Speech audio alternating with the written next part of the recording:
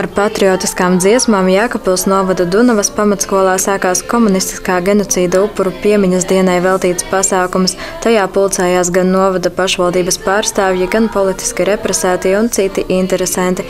Novada pašvaldība katram represētajam dāvināja piemiņas velti un vēlēja labu veselību un izturību arī turpmāk. Lielu darbu gatavojoties šai dienai bija paveikuši novada skolēni. Viņi izpētījuši vairāku novada izsūtīto cilvēku likteņus un iepazīstināja ar tiem arī klātesošos. Bez sausiem faktiem bērni bija uzzinājuši no represētajiem arī detalizētas personīgās atmiņas, sākot jau ar to brīdi, kad tie uzzināja par izsūtīšanu. Istabā sākās raudāšana, vaimanāšanās. Vecmammai kļuva slikti ar sirdi. Viņai sākās drūzis. Mamma palūdza, lai es atnesu garās vilnas zeķes no blakus istabas. Es aši gribēju izskriet pēc zeķēm, bet zaldāts pielika šautenes durkli man pie krūtīm un uzkliedza. Stoj! Laikam baidījās, ka es aizmukšu. Rīta Ķimse, kuras atmiņas piefiksēja Dunavas pamatskolas audzēknis, atzīst, ka pienākot 25. martam vienmēr ir grūti, lai gan no 1949. gada 25. marta pagājuši jau 64 gadi, pārdzīvojumi atmiņā vēl joprojām saglabājas ļoti dzīvi.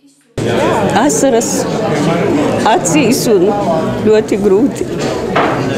Klausoties manu dzīves stāstu, iekšā viss trīc un tie pārdzīvojumi acu priekšā atkal uzplaiksnī un ļoti grūti ir. Skolēnu iesaistīšanos šādu piemiņas pasākumu organizēšanā un cilvēku dzīves stāstu vākšanā represētie uzskata par ļoti noderīgu.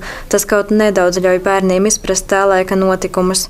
Es domāju, ka ļoti pozitīvi, jo skolēni daudz uzzina arī par mūsu dzīvi Sibīrijā, un es domāju, ka viņiem tas ir tā kā vēstures fakti tādi, rodās priekšstats, un es domāju, ka tas viss notiek pozitīvi, un paldies skolotājiem, ka viņi palīdz viņiem piedalīties tādā pasākumā. Es domāju, ka tā vajag vispār, ka tik viņiem interesē. Vienam otram jau neinteresē. Es domāju, ka vajag. Tomēr izsūtījumā bijušie arī uzsver, ka līdz galam izprast represijas nevar neviens, kurš pats nav sēdējis lopu vagonā un gaidījis, kurp tas viņu aizvedīs.